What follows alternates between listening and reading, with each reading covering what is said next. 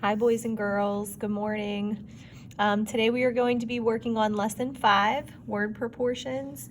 So put a number 5 at the top here, word proportions. Okay, while you're doing that, I'm going to start reading this top part for you. So proportions can be used to solve word problems in which there is a constant rate. It's very important to stay consistent, okay, when setting up your proportion. The units must match on each side of the equal sign. Which of the following equations is a valid proportion? Okay, so they have to go straight across, miles to miles, hours to hours. So this one I like, this one I do not. Miles is diagonal. Okay, we don't want it to be diagonal. Helpful hint, set up a key when writing proportions to make sure the units stay consistent. Okay, so directions say solve each word problem using a proportion and round to the nearest tenth or cent when necessary. Okay, so we're gonna look at the first one here. Okay, so Pete drove 224 miles, in 4 hours on Saturday. If he drives at the same rate on Sunday, how long would it take him to drive 490 miles? Okay, so I typically say that the easiest thing for you to do is to take your first sentence and make it into your first ratio. So I'm going to take 224, I am going to abbreviate labels, over 4 hours. Okay, why did I keep that together? Because that is what Pete drove on Saturday. Okay, now stay consistent. That means if miles on the left in your ratios on the top, has to be on the top. If hours is on the bottom, hours on the bottom. And then I read on to fill in my missing pieces. How long would it take him to drive 490 miles? 490 miles. I don't want to put that 490 by hours because it's not hours. So 490 miles has to go on top across from miles. And I don't know how long it would take him. So that becomes my variable, my unknown. Okay, now I cross multiply when I solve proportions. Okay, so I always have you guys make big ovals and I always do the variable first. So 224 times x is going to give us 224x. Okay, equal to 490 times 4. So get out your calculators. 490 times 4, okay, is going to give us 1,960. Okay, now I have my equation. Okay, my equal sign is split down the center. So I always say if you need to do that, split down the center. Whatever you do on one side, you do on the other side. So if this were a barbell with weights, if you put 50 on this side, you have to put 50 on this side. Otherwise, you can't pick it up. Something's going to fall off. It'll be uneven. So 224 is multiplied by x because up here we multiplied. So we need to do the opposite of multiplication to get it apart. So 224 times x, division would be the opposite operation. What I do on one side of my equals, I have to do on the other, keeping it balanced. My 224 divided by 224 cancels, and x is the only thing left on that the left-hand side. You can pull down a 1x, or you can just say, hey, all I have is x. Now, on your calculators, you're going to take 1960 divided by 224. Okay, and you should get 8.75. Okay, what would this label be? Miles or hours? Well, I come back up and I find my x. Here's my x. Okay, it's going to be hours. And that's how we're going to do these word problems. Okay, there's my first one. Okay, so let's go to number 2. Approximately 4 out of 5 students in Mrs. Haynes' 7th grade math class have cell phones. If there are 365 students in the 7th grade, how many would you expect to have a cell phone? Okay, so again, first sentence, 4 out of 5 students. 4 out of 5 have. So these 4 have, and the 5 would be cell phones, total that would have. Okay, coming across. Next sentence, if there are 365 students in the 7th grade, how many would you expect to have a cell phone? Okay, so total goes across from my total. These are 4 out of 5. 5 students would be my total. So I need my 365 to go downstairs. How many of those 365 have? We don't know. That's what we want to figure out. Okay, cross multiply.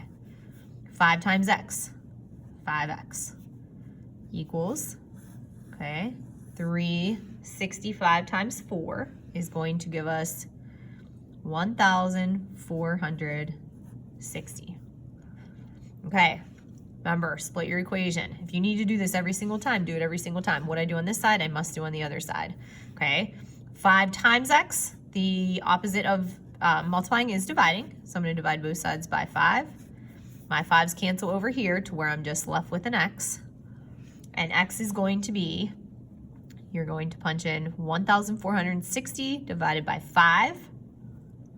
And you should be getting 292. Okay, and then you're thinking, well, what is that 365? That 365 needs a label. Well, no, it has a label. Our 292 needs a label, sorry. Okay, so 292 students. Okay, good, moving along. A 100-ounce jug of liquid laundry detergent can wash 64 loads of laundry. How many loads could a 150-ounce jug of detergent wash? Okay, first sentence, 100 can do 64 loads. So 100 ounces, make sure you make that ounce, that little O smaller than your 0 so you don't think it's 1,000. And this would be 64 loads. Okay, so that means when I abbreviate over here, ounces, loads.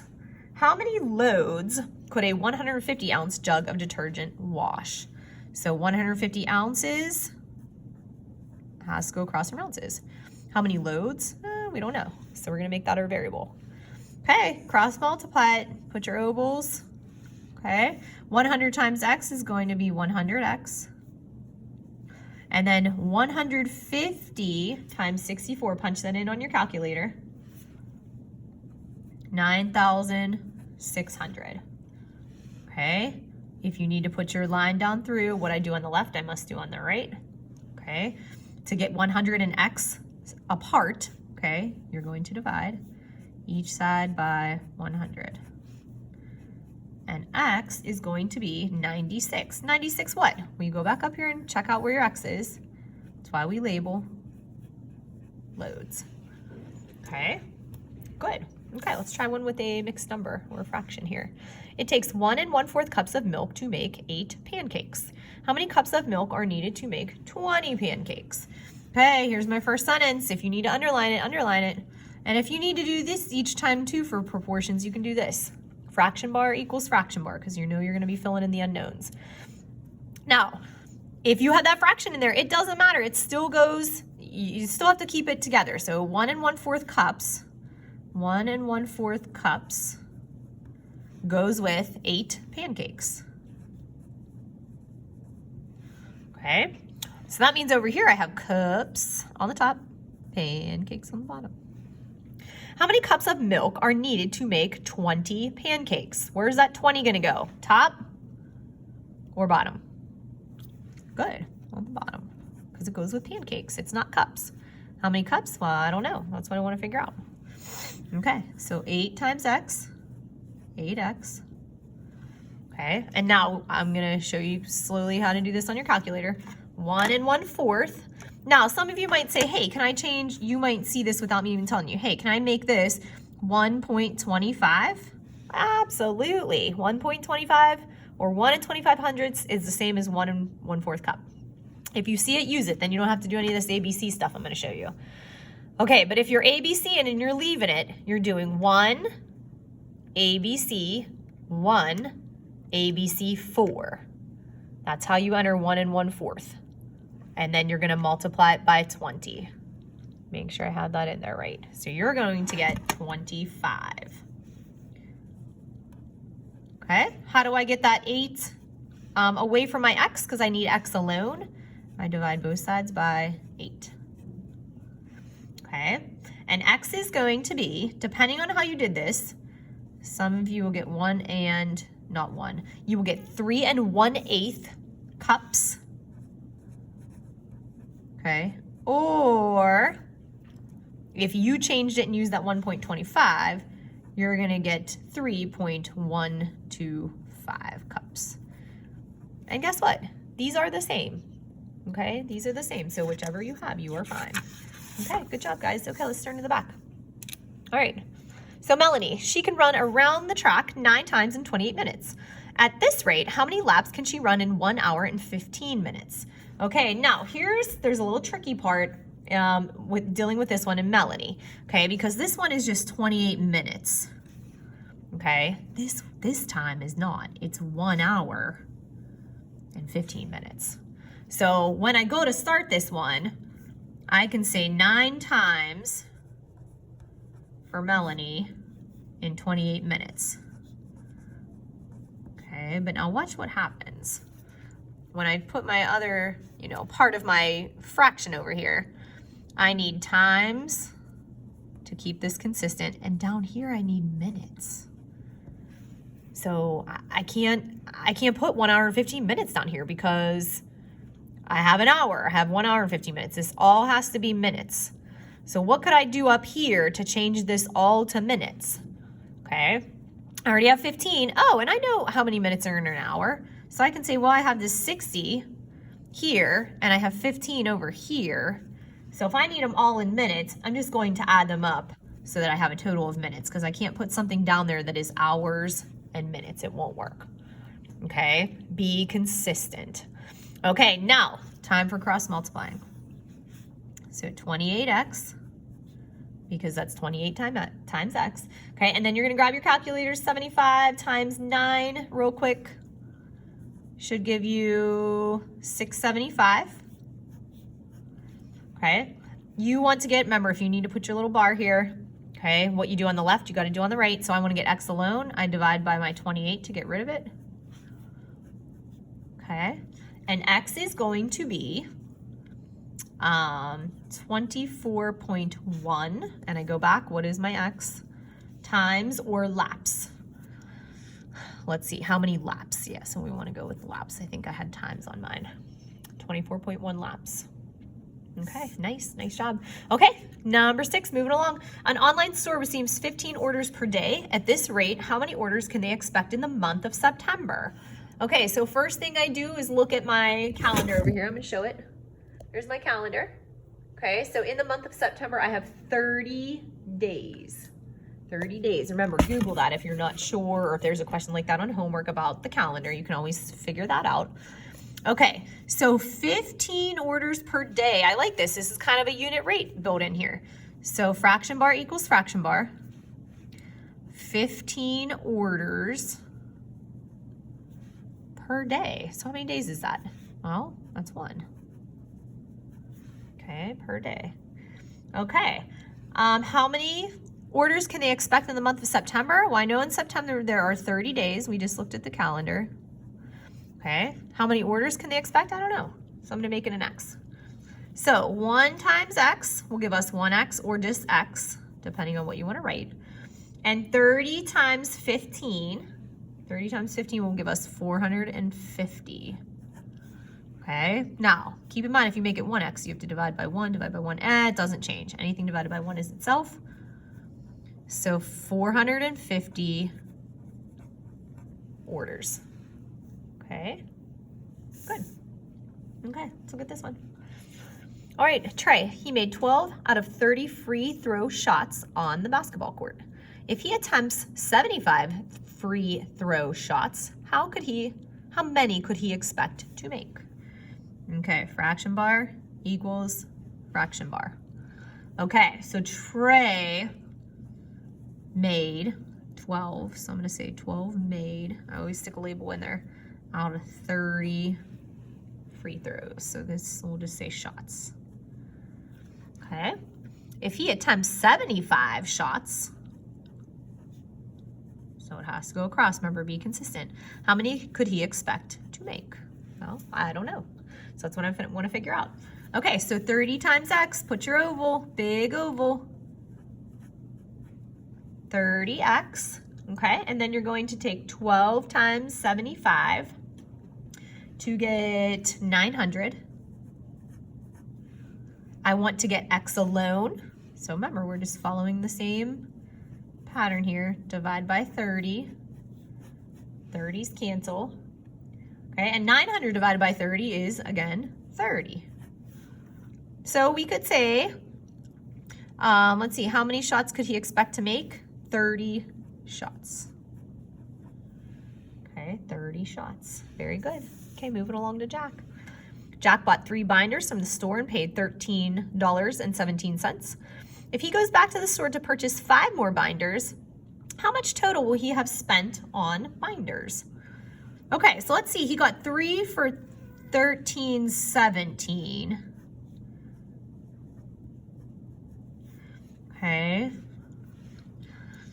So if he goes back to get 5 more binders, how much will he have spent total? So let's watch this one. This one could be a little bit tricky. So 3 times x, okay, will give us 3x. Then on your calculators, you're gonna take 5 times 13.17. And remember guys, as you're watching this, I always think sometimes I'm going fast, but it's just for the sake of my video being able to upload. So I go a little bit quicker than I would if you were here. But remember at home, you can pause this. So like if I say, hey, next multiply 13.17 times 5, pause it real quick, multiply it, and then unpause. Okay, remember, you can always pause me. Okay, so we're gonna multiply the 5 times 13.17 to get 65.85. Okay, and then we need to divide both sides by 3 to figure out the cost of 1 binder. Okay. So we are going to get 21.95. Okay, that would be if we got 5. But now we have to go back and look at our question. How much total will we have spent on the binders? Well, he already spent $13.17, right? And now he's spending another $21.95. Okay, so what is going to be Jack's total? Again, you could pause me, you can punch that in, don't forget your decimals. He is going to spend $35.12. $35.12. Okay, very good. Okay, moving along. Number 9, it costs $135.25 for 15 child tickets to the museum. Adult tickets cost $12.95 each. Find the cost for 40 children to attend, along with 5 adult chaperones. Okay, so I always say, first sentence, make it your first fraction. So 135.25, which is obviously a price, and this is for 15 child ticks. Okay. So let's keep reading. Find the cost for 40 children to attend along with 5 chaperones. So I'm going to do the 40 children first. Why? Because I already have that child down there. And it just seems to make sense to keep the prices or the units consistent here. Okay. So 15 times x. 15x. Okay. Next we're going to take 135.25 times 40. Okay, and we should get 5,410. Okay, divide by 15 on both sides. Remember, here's your wall. Okay, x is going to be $360.67. Okay. Now, we're not done. We're not done. Let's see here. We're also taking 5 chaperones. So find the cost for 40 children to attend along with 5 chaperones. So chaperones are adults. $12.95 they cost times we're taking 5 of them. Okay. So let's do that on your calculator. $12.95, sorry, times 5. $64.75. So we're going to add that up. I should have put that here. $64.75. Okay. So now we take our $360 for the children plus the $64.75. And our grand total should be $425.42. Okay, $425.42. Okay, nice. Let's keep it going. This one's a good one here. Emily typed 456 words in 8 minutes. Her friend Mary typed 32 fewer words in the same time frame. At the same rate, how long would it take Mary to type 954 words? Okay, so we're worried about Mary here. So while Emily typed 456 words in 8 minutes, okay, we don't necessarily care about that because we're not finding anything about her. What we do need to pay attention to is Mary typed 32 fewer words in the same time frame. So same time frame would be 8 minutes. That didn't change. But what I need to figure out is 456 minus the 32 for Mary. Okay, how much is she really doing? Because she can't type as quick as Emily. Emily's 456. She's 32 fewer words. So we're going to subtract that, and we're going to have Mary's new number, or her, how many words per minute she can type, 424/8. Okay. All right. So now we want to figure out how long it would take her. How long? We don't know. But we know she's going to type 954 words. And we can even put a little W here. I forgot to do that. Okay, we're going to cross multiply. 424x. Okay. And then we're going to cross multiply here. So 424x is going to equal 7,632. Divide both sides by 424. Whoops. And x is going to be, we should get 18. What's that 18? Go back and look. Okay, minutes. Good. Very good, guys. Okay, you have 2 more. Okay, Carrie, let's check out Carrie. Carrie sent 190 total text messages in the first 5 days of May. Whoa. If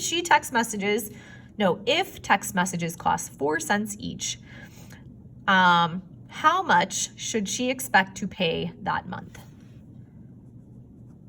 See, we have a little typo there.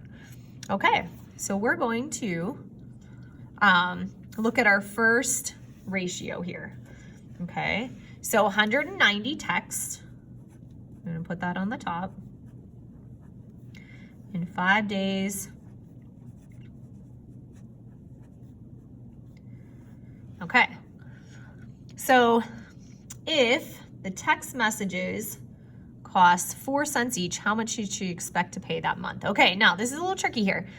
We can't really put the 4 cents in because look, this would have to be texts and this would have to be days, and 4 cents doesn't go anywhere. So like that, I'm gonna leave. But how much should she expect to pay that month? Ooh, I can do that. How many days in the month of May? Okay, May does go to 31. My May calendar isn't up, unfortunately, so I can't just flash on that like I did the September one. Okay, so you would have to, again, search for that if you weren't sure. Okay, so I want to figure out how many texts she can send in 31 days. Okay, so we're going to cross multiply. 5x. Okay, and then 31 times 190. 5,890 divided by 5.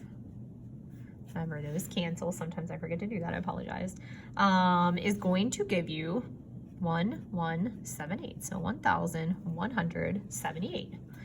Okay, now I'm not done. Those each cost 4 cents. So now I need to multiply that by 0.04. Remember, this is 4 cents. Remember, this would be 40 cents. Put your 0 on the end. So we need 4 cents in the hundredths. Okay, multiply that, and you should get 47.12. 47.12.